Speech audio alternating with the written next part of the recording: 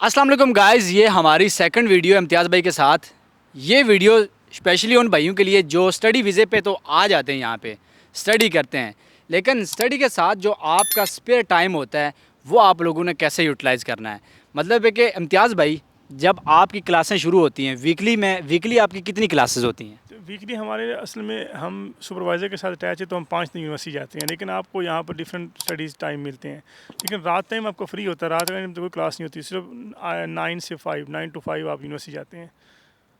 9 to 5 आपकी मतलब है कि पूरे 8 घंटे की क्लासेस होती है? यहाँ पर ना डिफरेंट सिस्टम है पीएचडी में क्लासेस का कोई सिस्टम नहीं है, इसमें कोर्सेज होते हैं चंद।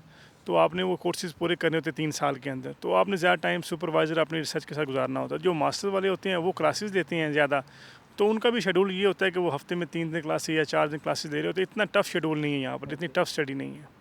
मतलब कि आपके पास काफ़ी स्पेयर टाइम होता है, और स्पेयर टाइम में क्या क्या करना चाहिए? क्या स्टूडेंट वीज़े पे आके आप काम कर सकते हैं? बिल्कुल। इम्तियाज़ भाई पार्ट टाइम काम कर रहे हैं। इम्तियाज़ भाई, कौन कौन से काम है, ऐसी अपॉर्चुनिटी है जो आप स्पेयर टाइम में कर सकते हैं? आपकी जो स्टडी वीज़ा होता है ना इटली में, उसमें आपको 4 घंटे काम अलाउ होता है, तो आप हफ्ते में 20 घंटे इस तरह काम कर सकते हैं। तो उस 4 घंटे के तौर पर आप यहाँ पर कॉन्टैक्ट कोई भी कर सकते हैं। तो ज़्यादा काम जो इंडिपेंडेंट है, किसी पे डिपेंड नहीं है, वो डिलीवरी का काम है।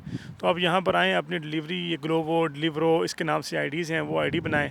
आईडी बनाने के बाद आप यहाँ पर साइकिल अपना भी ना लें तो यहाँ पर किराए के साइकिल मिल जाती हैं, बाइक मी के नाम से या डिफरेंट और साइकिल्स हैं। तो वहाँ से वो साइकिल उठाएँ, 2 घंटे के लिए आप डिलीवरी करें और अपना एक वीक का ईज़िली खर्चा आप एक दिन में निकाल सकते हैं।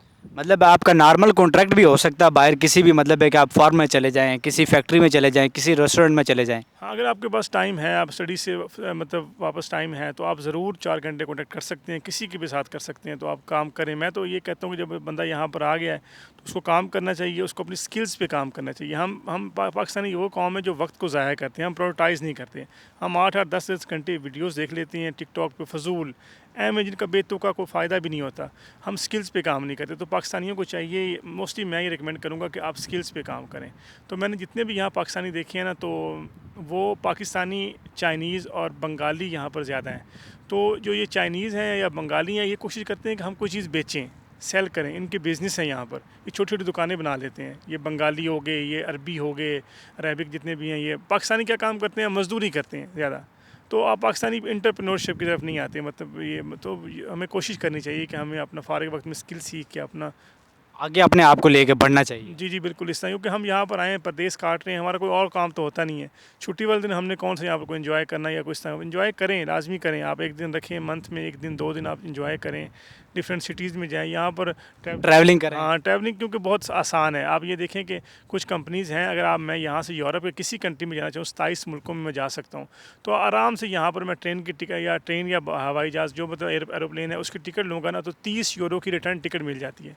जब आपकी ये पेगासस वगैरह होती हैं, ये तो 12-12 यूरो में दे देते हैं। तो आप ट्रैवलिंग करें, लाज़मी करें, लेकिन आप साथ काम करें।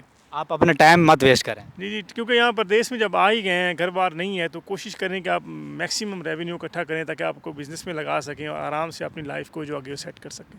इम्तियाज़ भाई, ये जो आपको स्टूडेंट वीज़ा मिलता है, ये कितने टाइम का मिलता है आपको? स्टूडेंट वीज़ा जो होता है वो 1 साल का देते हैं। 1 साल के बाद यहाँ पर ये एक प्रोसेस है उनका, यहाँ पर वो कारताजी सजोर जो है वो बना देते हैं, वो 1-1 साल का रिन्यू होता रहता है। तो यूनिवर्सिटी आपको हमारे 3 साल की डिग्री है, 3 साल तक हमें वीज़ा देगी। चौथे साल के अंदर अगर हमारा काम रहता हो तो फिर हमें चौथे साल का वीज़ा मिल जाता है। अगर हमारा काम कंप्लीट हो जाए तो हमें 1 साल का ये अनएम्प्लॉयमेंट का वीज़ा देते हैं।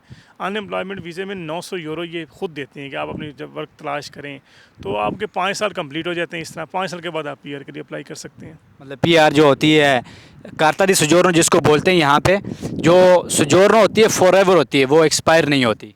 जी, जी, बिल्कुल इस तरह ही है वो। आप 5 साल के बाद यहाँ अप्लाई कर सकते अप्लाई कर हैं। सकते हैं। फिर उसके बाद मज़ीद अगर आप यहाँ पे रहते हैं इसी कंट्री में, तो 10 साल बाद आप पासपोर्ट भी अप्लाई कर सकते जी, हैं। जी, इस तरह ही है। तो आपको ये अपॉर्चुनिटीज़ देते हैं। ये जो कंट्रीज़ है, ये किसी के टांगों में, मतलब कोई बंदा जा रहा है उसको, मतलब ये टांगें नहीं अड़ाते, को मतलब उसको तंग नहीं करते। जो आप कर रहे हैं, जिस तरह रह रहे हैं, कोई बंदा आप पे उँगली उठाने वाला यहाँ पर नहीं है। अच्छा इम्तियाज़ भाई, अगर आपका मतलब यहाँ पे आप आ जाते हो यूनिवर्सिटी में, आपका दाखिला हो जाता है, लेकिन आपके डॉक्यूमेंट्स में कोई ऐसी प्रॉब्लम किसी कंसल्टेंट ने कर दी है कि आप यूनिवर्सिटी आपको एक्सेप्ट नहीं कर रही, मतलब आप यूनिवर्सिटी में स्टडी नहीं कर रहे, क्योंकि ऐसा केस एक भाई ने मुझे टिकटॉक पे सवाल पूछा था कि मेरे कंसल्टेंट ने कोई मतलब एक गड़बड़ कर दी थी डॉक्यूमेंट्स में, वल्लाह आलम मुझे उसने नहीं बताया क्या गड़बड़ की है।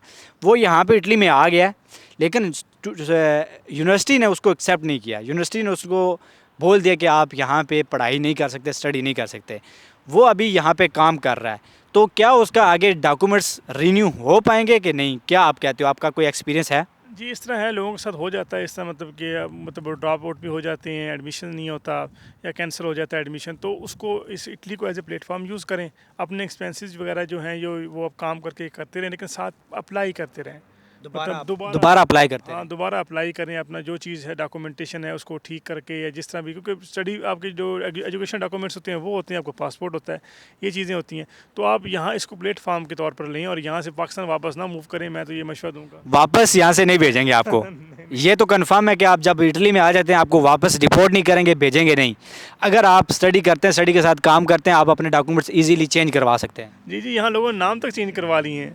नाम तक चेंज करा दिए हैं? चेंज करवा लिए हैं। मेरे कुछ दोस्त हैं यहाँ पर, उन्होंने कहा था नाम, कैंप पे गए, उन्होंने कहा मेरा ये नाम है, मेरे डॉक्यूमेंट्स गुम हो गए हैं, मेरी ये उम्र है, उम्र भी छोटी करवा ली, कैंप पर उन्होंने उसके डॉक्यूमेंट्स बना दिए हैं। उसके बाद वो क्या कहते हैं, मतलब अगर कोई बंदा स्टूडेंट वीज़े पे यहाँ पे आया, उसने स्टडी नहीं की, उसने जाके असाइलम की है और नाम भी चेंज करवा लिया, और अपना मतलब है कि प्रोसीजर बिल्कुल एक अलग तरीके से वो लेके चल रहा है यहाँ पे। क्योंकि मुझे मेरा एक्सपीरियंस हुआ है, मैं पाकिस्तान में था तो मुझे एक दोस्त ने नंबर दिया कि मेरा कज़न वहाँ पे होता है, तो डंकी लगा के आया हुआ था, तो मैंने उसको ना उसके घर गया, तो उसने मुझे पहले बताया कि मेरा यहाँ पर पाकिस्तान वाला नाम नहीं है, तो आपने मुझे यहाँ नाम इस नाम से पुकारना है, तो मैंने फिर उसका नंबर वगैरह सब कुछ उस नाम से चेंज मतलब ऐसे भी होता है गाइस।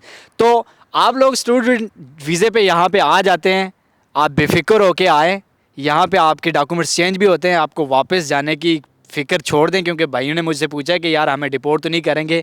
आपको बिल्कुल डिपोर्ट नहीं करेंगे।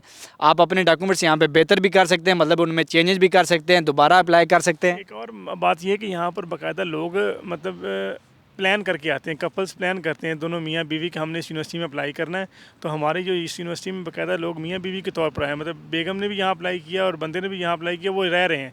क्योंकि दूसरा प्रोसेस बड़ा मुश्किल होता है ना, वो जो वो क्या कहते हैं फैमिली यूनियन वाला, बिल्कुल। घर लेना पड़ता है, तो वो बाकायदा उसकी बेगम भी पढ़ रही है, वो भी पढ़ रही है, आराम से इंजॉय कर रहे हैं यहाँ पर। और यहाँ पे मज़ीद वो अपना कैरियर जो है वो परसू कर रहे हैं। जी जी, बिल्कुल इस तरह है यहाँ पर केसेज में, बाकायदा लोग प्लान करते हैं, पहले साल आते हैं, दूसरा लोग अपनी बेगम का एडमिशन भी यहाँ करवा देते हैं। तो बेहतरीन अपॉर्चुनिटियाँ हैं यहाँ पे। हमने इम्तियाज़ भाई से इस रिलेटेड भी पूछ लिया है। मज़ीद ऐसी वीडियोज़ और आएंगी। अपना ख्याल रखिएगा। हम नेक्स्ट वीडियो में मिलते हैं। अल्लाह हाफिज़।